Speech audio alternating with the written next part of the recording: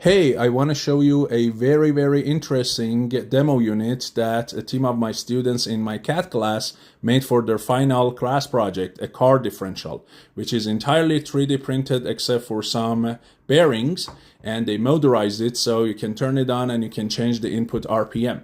How does a standard differential work? You see it has 6 gears, a pinion that is attached to the output of the engine, a big gear called the ring or crown gear.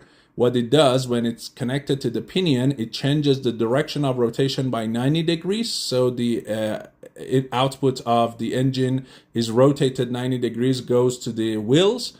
Then it's quite bigger than the pinion, so it reduces the RPM and increases the torque. But the main advantage or power of a differential, it allows these two axles to spin at different RPM.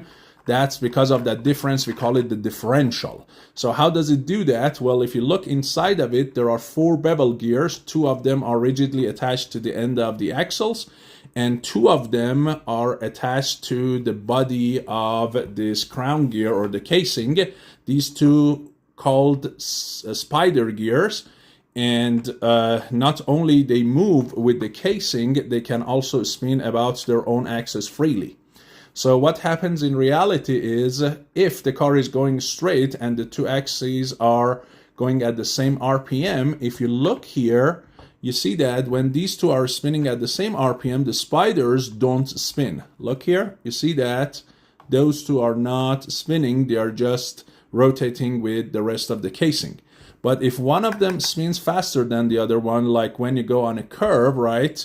The one on the outer side of the curve is traveling a bigger curve at the same time, so it has to spin faster than the inner one. Or if one of them falls on a slippery material, the one on the slippery is going to spin faster, the one on the road with good traction slower. So now look here, when they are at different RPM, so let me hold one of them down and rotate the other one. You see that now these spider gears spinning, and because the spin velocity at their basically circumference is on one side equals to the velocity due to the ring gear plus the axle, on one side is minus the axle, they allow what? They allow the 2 axles to rotate at different RPM. So let me turn it on and show you the demo with a motorized action. Here we go, they are spinning at the same RPM. Now I hold one of them down, right? And you can see that the spiders start to spin and allow the difference in RPM. Hopefully you like